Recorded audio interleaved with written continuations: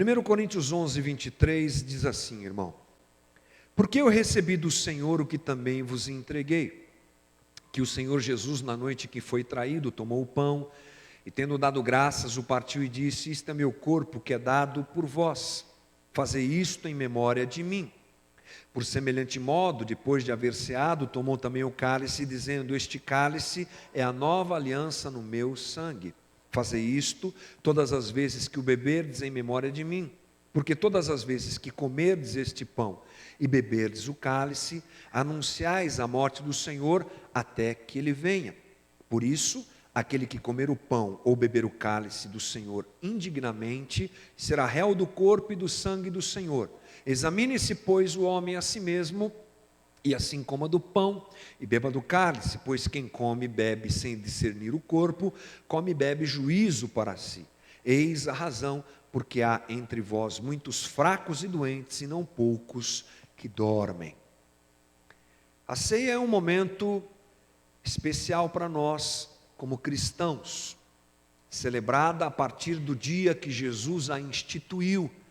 Nós temos nos evangelhos a descrição do dia em que Jesus chama os seus discípulos para celebrarem a Páscoa, e ali ele institui a ceia. Era um momento de celebração da Páscoa judaica, não se esqueça disso. Você deve se lembrar aquela saída do Egito, aquela coisa toda. Deus deu a eles essa determinação e disse: prossigam celebrando esse dia de libertação de Israel do Egito.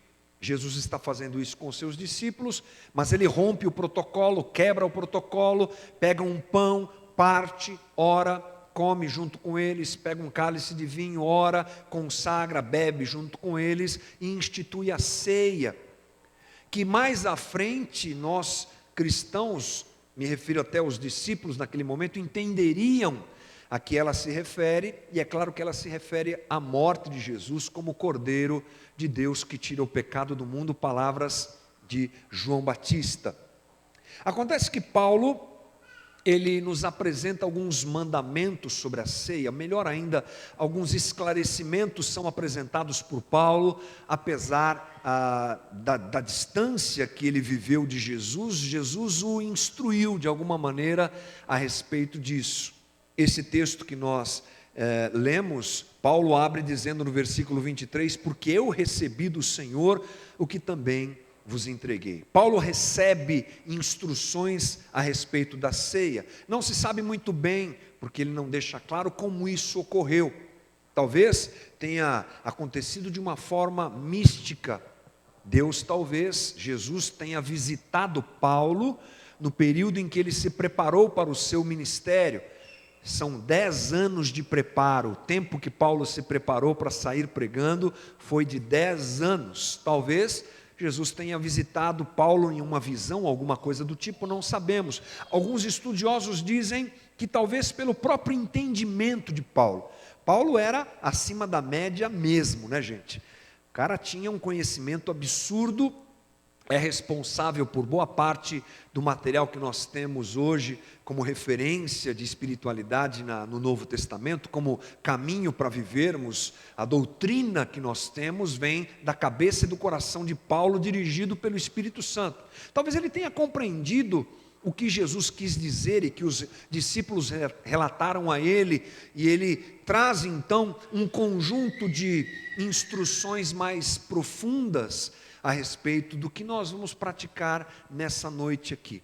E eu gosto particularmente de falar um pouco sobre a ceia no dia que nós celebramos a ceia, porque quantas vezes nós fazemos as coisas sem entender, né? Vivemos num mundo um tanto quanto robotizado, automatizado. A gente aperta o botãozinho, entra na onda, faz as coisas e não sabe por quê.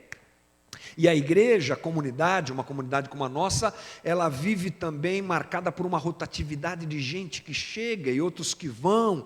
Então, é bom a gente falar sobre essas coisas que a gente faz aqui, para que todos nós possamos entender de uma maneira equilibrada o que é realizado aqui no nosso meio como comunidade.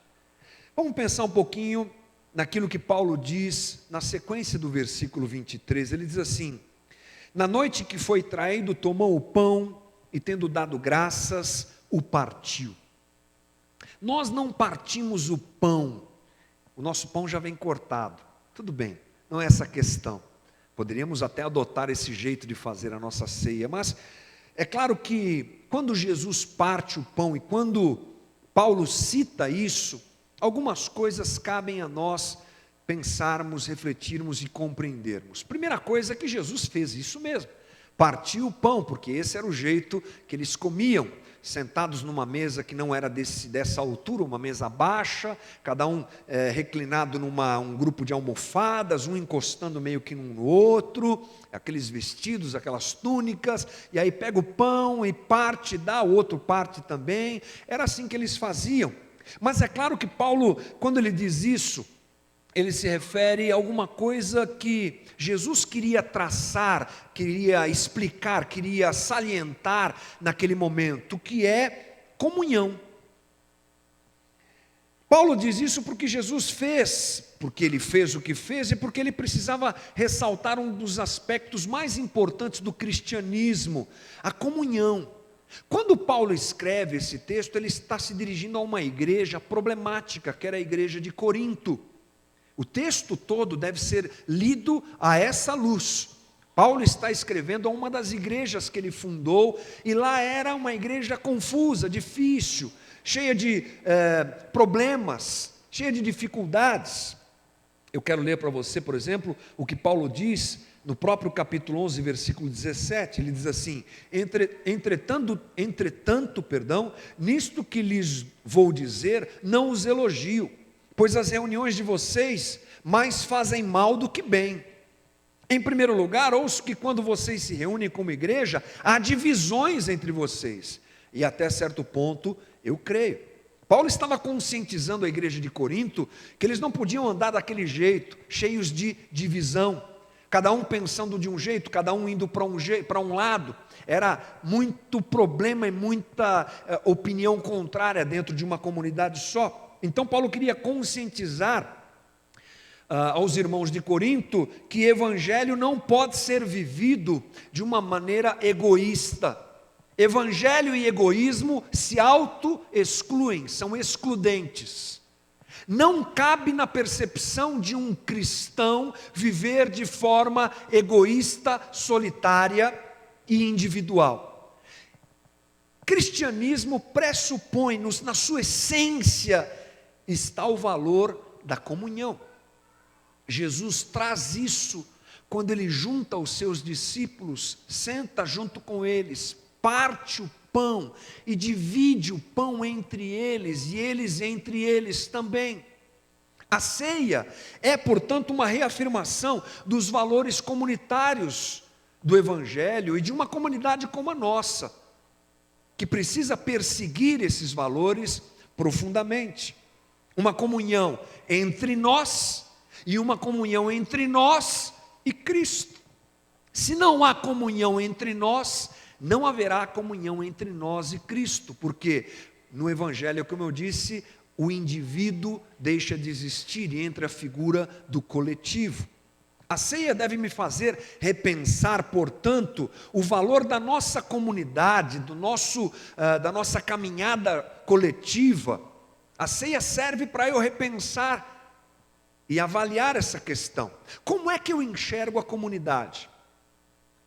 Como é que eu enxergo essa comunidade da qual nós fazemos parte?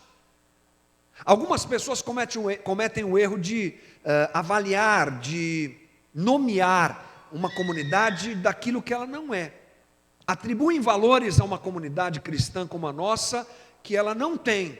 Algumas pessoas, por exemplo, acham que a igreja, a comunidade, a gente chama de comunidade, a igreja, não é? A igreja local, alguns dizem assim, é um clube, por exemplo. Tem gente que acha que a comunidade é um clube. Beleza, uma vez por semana, põe uma roupinha bacana, pego o meu carro, ou seja lá como for, me dirijo até a comunidade, eu encontro gente legal, encontro gente bacana, a gente conversa umas coisas de Deus, que legal, parece um clube. Algumas comunidades ganham até um viés assim de clube de elite, né? Clube de gente importante, aquela coisa toda. Não, comunidade não é um clube. Não posso encará-la assim, não devo encará-la assim. Não devo encarar a comunidade como uma ONG, uma ONG, A gente faz tanto trabalho social. Nós estamos aqui para ajudar as pessoas carentes. Então, a comunidade às vezes acaba ganhando esse viés de ONG, a ONG.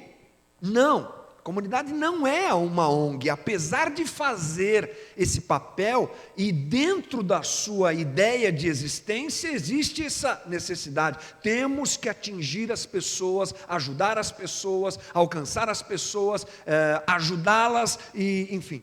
Esse é um papel da comunidade, sim, mas não é a essência da comunidade. Nós não podemos transformar a comunidade naquilo que ela não é. Outras pessoas têm uma experiência muito ruim com a comunidade. É quando ela se torna um lugar de destaque. Uma pirâmide é feita dentro da comunidade e ali você quer galgar um lugar para chegar lá no topo da comunidade, para ser uma pessoa muito importante dentro do sistema. E aí é que acontece uma coisa feroz, que é a hierarquia que gera isso, não é? Eu quero o seu lugar, porque você já é diácono, e eu vou te derrubar para tomar o teu lugar, e eu vou dar um jeito. E aí é um forrobodó, é uma crise, é um estresse, e eu já convivi com isso, gente. É um caminho horrível de se viver, horrível, porque transformamos a comunidade num lugar de disputa, porque eu quero ocupar um lugar ao sol, e para ocupar um lugar ao sol vale qualquer coisa, derrubo, fofoco, crio história, falo mal, e isso e aquilo, disputo o poder. Você está há muito tempo já no seu cargo, eu vou dar um jeito de te derrubar. Quem disse que ele pode fazer isso e eu não? A gente começa a se medir dentro da estrutura e se devorar. É uma coisa horrível, tenebrosa. Não é isso que é uma comunidade.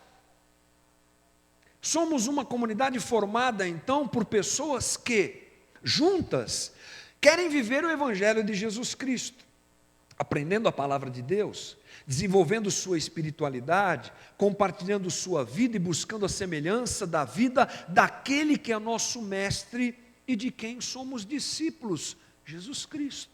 É isso que é comunidade. E aí cada um dá o seu melhor. Isso faz a comunidade funcionar. Um que toca, toca. Um que canta, canta. Canta para quem? Para a comunidade.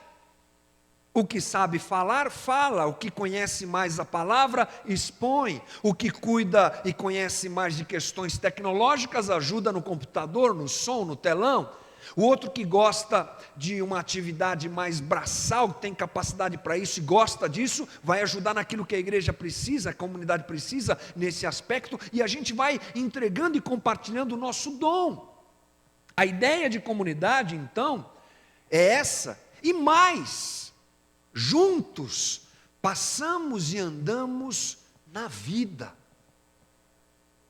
vivemos juntos, entregamos não só nosso dom, nosso talento ao outro, mas permitimos que ele participe da nossa vida. Apresentamos os nossos bebês e enterramos juntos os nossos mortos também. Celebramos a alegria de conquistas e vitórias, lamentamos e choramos derrotas e problemas que temos, e fazemos isso juntos.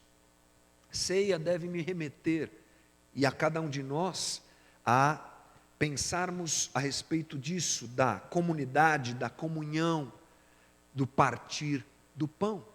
Outra coisa, a ceia deve me fazer repensar o valor da comunidade para fora da comunidade. Para fora da comunidade. O valor da comunidade enquanto gente que quer viver junto. Como ele se reflete lá fora? Jesus diz algumas coisas muito importantes sobre isso lá em João.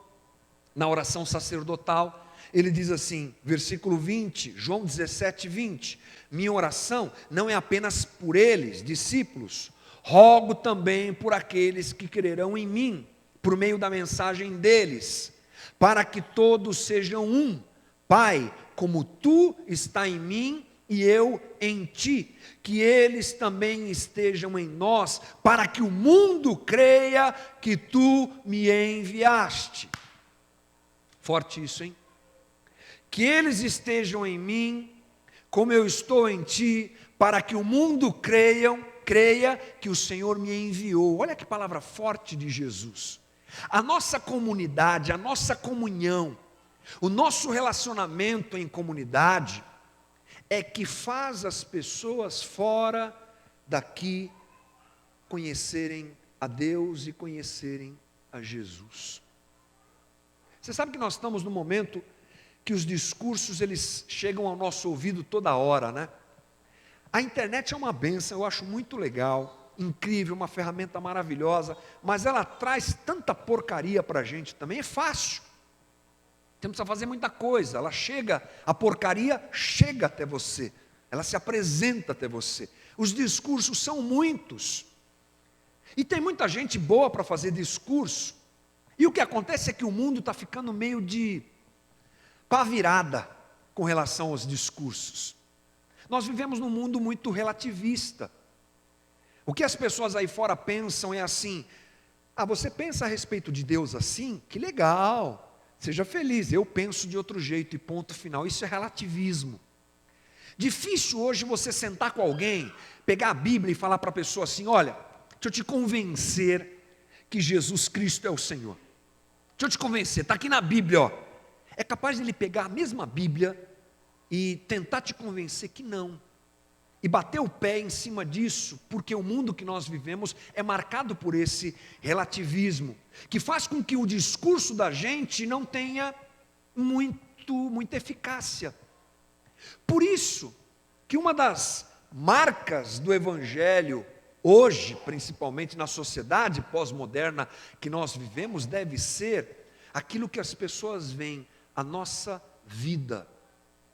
Muito mais do que um discurso, aliás, ele sempre teve que ter essa característica, recomendado por Jesus que vivamos assim, mas mais ainda hoje. A nossa comunhão, gente, mexe com as pessoas. Meu professor Zé Machado, lá no seminário, diz que essa é uma das características que deve estar presente numa comunidade como a nossa: a verdadeira comunhão, o sentimento de pertencimento, que faz as pessoas às vezes virem para cá. Estou usando a gente aqui como exemplo, é claro que se eu posso falar de alguma comunidade é da nossa. A pessoa às vezes chega aqui, ela não conhece Deus, ela não conhece Jesus do jeito que ela deve conhecer, ela conhece talvez aquele Jesus histórico, aquele Jesus da religião que ele viveu, mas chega aqui, se sente abraçado, se sente recebido, ou então é atingido por esse abraço, fora daqui, o que é melhor ainda. Lá fora é atingido pela comunhão da comunidade. Lá fora se sente pertencente à comunidade. E o meu professor Ziel diz assim, que às vezes esse é o caminho que acontece, muito frequentemente. A pessoa primeiro conhece a comunidade, conhece a comunhão, para depois conhecer Jesus Cristo. Incrível isso. Nós precisamos então rever, porque a nossa comunhão reflete Deus. Não há maneira melhor do mundo enxergar Deus do que a comunhão dos crentes, gente. Se você ouviu frases tipo assim: Deus vai te prosperar tanto que as pessoas verão Deus na sua vida, aleluia! Não está na Bíblia isso aí não, gente. O que faz as pessoas verem Deus na tua vida não são os valores materiais, porque se for assim, a gente vai olhar para o Donald Trump e vai dizer que ele é o maior cristão do mundo. O cara é bilionário, né? Eu pego um cara que não teme a Deus, olho para ele, ele é rico, todo poderoso. Não, peraí, tem alguma coisa errada. Não, não é isso não. O que reflete Deus para fora é a nossa comunhão. É a maneira como a gente convive. É o cuidado que a gente tem um com o outro. É o jeito que a gente trata as dificuldades da vida juntos, é o jeito que a gente vive juntos. A ceia deve me fazer repensar e repensar muito a respeito disso. Que eles também estejam em nós, para que o mundo creia que tu me enviastes. É a palavra de Jesus. A segunda coisa que eu acho legal, importante demais para a gente pensar quando tem um momento como esse é me lembrar do que Jesus fez por mim. Porque isso aqui é um memorial, não é, gente? Memorial. O que é que Jesus disse? Versículo 24 daquele texto que a gente está olhando lá em 1 Coríntios. Isto é meu corpo que é dado por vós, fazer isto em memória de mim. Devemos então recordar frequentemente o que Jesus fez por nós. Ah, Jesus morreu na cruz. Foi mais profundo, mais pesado. Mas isso deve ferver na nossa cabeça toda vez que a gente chega diante de uma mesa, como a mesa da ceia. Eu acho que uma das descrições a respeito do que Jesus fez, mais bonitas, está registrada no livro de Isaías. Isaías, que viveu 700 anos antes de Jesus, ele profeticamente e poeticamente descreve o que Jesus fez. Vou ler para vocês Isaías 53. O servo cresceu diante de Deus, uma muda mirrada, uma planta atrofiada num campo ressecado.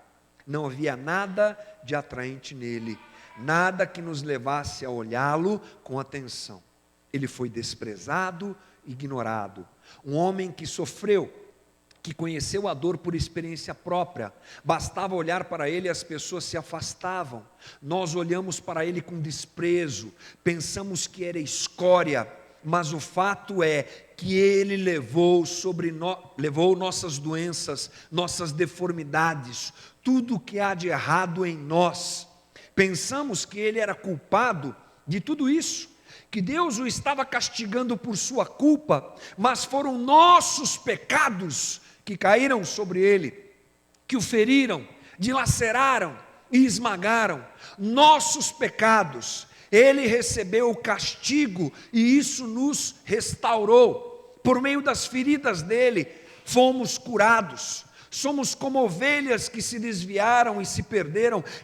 Cada um de nós fez o que quis, cada um escolheu um caminho próprio, e sobre ele o Eterno descarregou todos os nossos pecados, tudo o que fizemos de errado. Ele foi afligido e torturado, mas não disse uma única palavra. Como ovelha que é levada ao matadouro, ou cordeiro para ser tosqueado, ele aceitou tudo em silêncio. A justiça falhou e ele foi levado.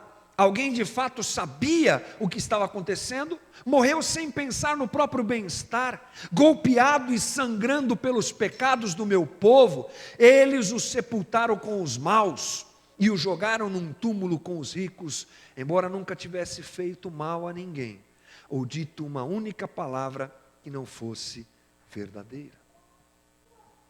Lembrar do quadro da crucificação é importante para nós. Eu lembro que quando era adolescente eu tive uma experiência interessante. Na igreja batista onde eu fui criado, nós tínhamos lá o salão da mocidade. Tinha o salão do culto, das reuniões, e tinha lá em cima, assim, uma estrutura, o salão da mocidade. Era onde a moçada se reunia, tocava violão e cantava, fazia o social, que a gente falava na época e tal.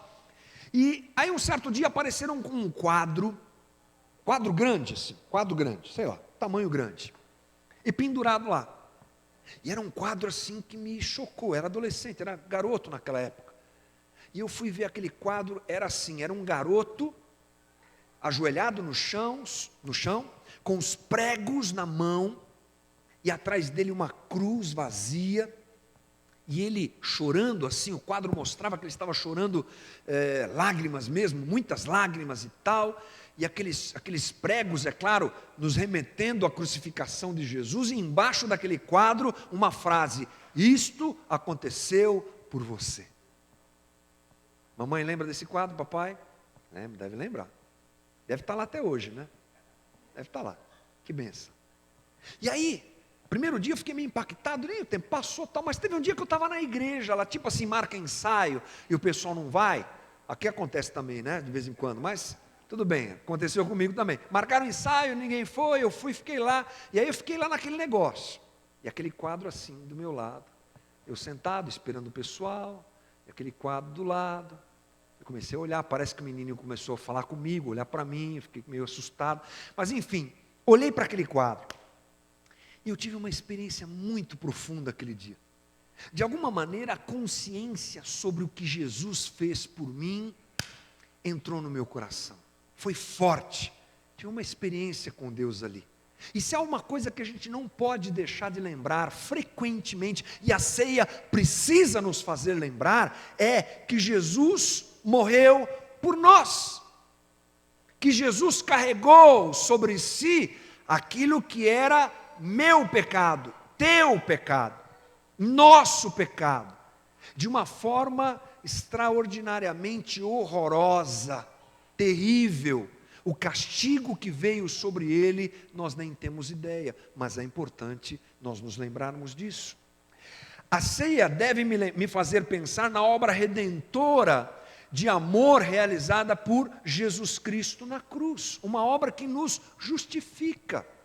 Nós somos justificados diante de Deus por aquela obra, pela morte de Jesus naquela cruz. Olha o que Paulo diz lá em Romanos 3:23, na sequência, você conhece isso? Pois todos pecaram e estão destituídos da glória de Deus, sendo justificados gratuitamente por sua graça, por meio da redenção que há em Cristo Jesus. Deus o ofereceu como sacrifício para a propiciação mediante a fé pelo seu sangue, demonstrando a sua justiça. Deus o entregou como sacrifício, gente, por mim e por você.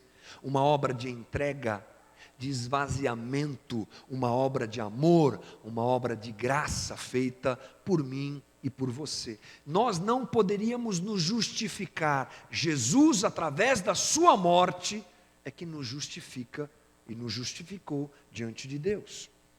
A ceia deve também me fazer pensar na obra que Ele fez, e não em qualquer obra que eu faça. Esse momento da ceia precisa me fazer lembrar profundamente que Evangelho é baseado na obra que Ele fez por mim. Evangelho, portanto, não se trata do que eu faço, mas do que Ele fez por mim. Hoje nós temos o perigo da moralidade. Aliás, a igreja luta contra isso, o Evangelho luta contra isso desde a sua fundação. O homem, de alguma maneira, ele acha que ele pode, através do que ele faz, conquistar a sua salvação. É a moralidade. Quanto mais perfeito eu for, quanto melhor eu for, quanto mais bonzinho eu for, quanto menos pecador eu for, tranquilo, Deus vai me amar e vai me salvar. Então nós praticamos as coisas por um caminho errado. Nos santificamos não por amor àquilo que Ele fez, nos santificamos para que Ele nos aceite, mas nós já fomos aceitos. Queremos mudar de vida e servi-lo para ganhar um lugar no céu, mas a verdade é que nós não podemos ganhá-lo pela nossa própria força, pela nossa própria condição, pelo nosso próprio jeito de ser. Por melhores que sejamos, sempre seremos pecadores, carentes da graça de Deus. Isso aqui, irmão, não é celebrando o que nós fazemos, é celebrando o que Ele fez por nós.